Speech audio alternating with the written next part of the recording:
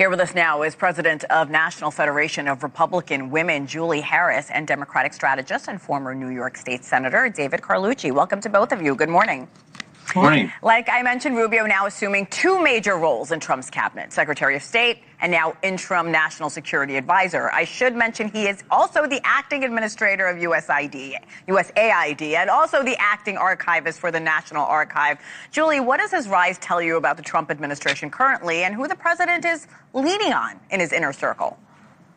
Well, Secretary Rubio is not only trusted by President Trump, but he's trusted by his colleagues. 100% confirmation in the Senate.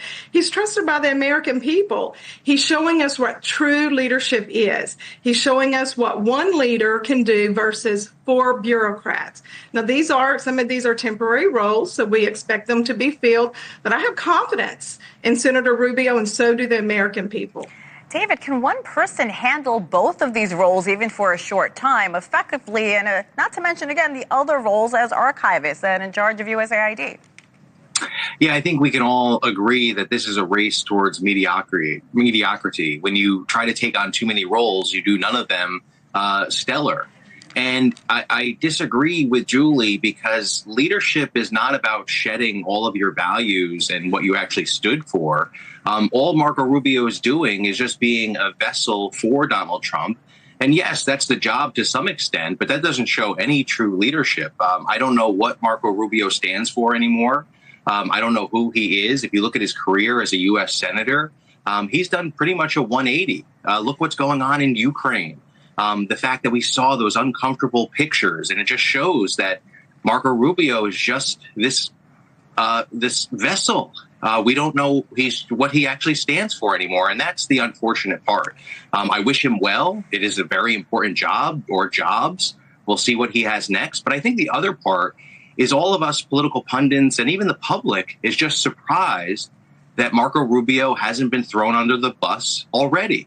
And I think we're all expecting it, and it's just a matter of time. Speaking of that, back in March. Go ahead, Julie. I disagree with what you're saying completely. Marco Rubio is the same person he was when he was appointed secretary.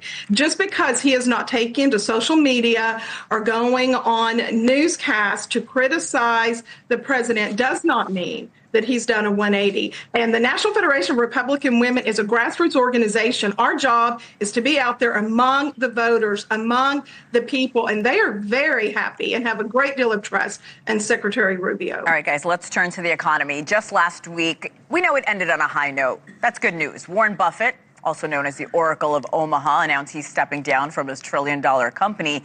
He warned that the U.S. should not be using trade as a weapon, like Alicia and I were talking about. This is rare for him to make a comment about. So what is your reaction to Buffett's comments? And David, I'll start with you. Yeah, I don't think it's rare for Warren Buffett to weigh in when there's such an important issue facing the markets. And everybody has to agree that this has just been catastrophic for the growth of our economy because of exactly what Warren Buffett is talking about. This added tax on the world and the American public is devastating for multiple reasons. Why? First, we're going to pay more for everything we buy. But second, like he said, it's not good when you make enemies with the rest of the world. And that's what's happened here. You talk to any of our allies, you really get into conversations with Canada, with Mexico, with the European Union. And what do they have to do now? They have to second guess the relationship, the friendship that we've had. This is not just about the economy. This is also about national security. Now we have nations talking about stockpiling nuclear weapons because they always counted on the United States. But now Donald Trump says you're not paying enough, then you're not going to get protection and support from your ally, the United States. It's not all about dollars and cents. It's about strategic relationships that ultimately lead to a safer world and a better economy. Buffett's speaking out on trade as we hear that China is evaluating if it will talk tariffs with the U.S. Julie, could this put more pressure on the Trump administration to get these trade deals finalized? What Warren Buffett is calling a weapon, President Trump is using as a negotiating tool. The results speak for themselves. Trillions of investments committed back to the U.S. This is about fairness. Countries have used trade barriers against us for decades.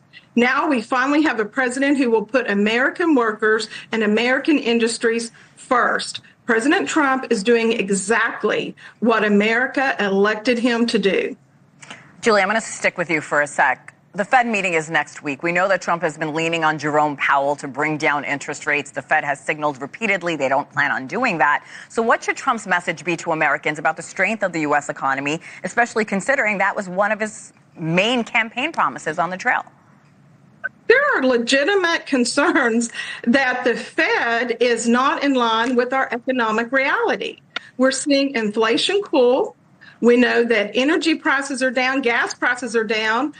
Prescription prices are down, which is good for our seniors. The Fed should cut the price. These high interest rates are keeping American families from homeownership. We've seen job growth, 300,000 new jobs since January, 200,000 since March. Real wages for the middle and low income are on the rise. The Feds need to cut the price. Well, and we saw the positive jobs report this week as well. David, I'll give you the last word.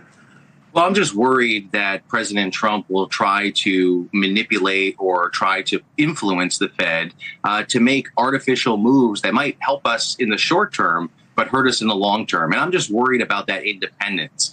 So far, it's been interesting listening to Donald Trump talk about he could remove the chair if he wanted to, but he's not going to, but he might. These are problematic words and messages coming from the White House. The first thing is just that continued support for the system that we have that has worked so well. So I'm just worried about weighing in and doing something for the short-term gain for the long-term pain. And that could be very problematic and a precedent set that will be tragic for the system that has been set in place that has done so well on the world economy. Julie Harris, David Carlucci, really appreciate you two this Sunday. Thank you again. Great to be with you.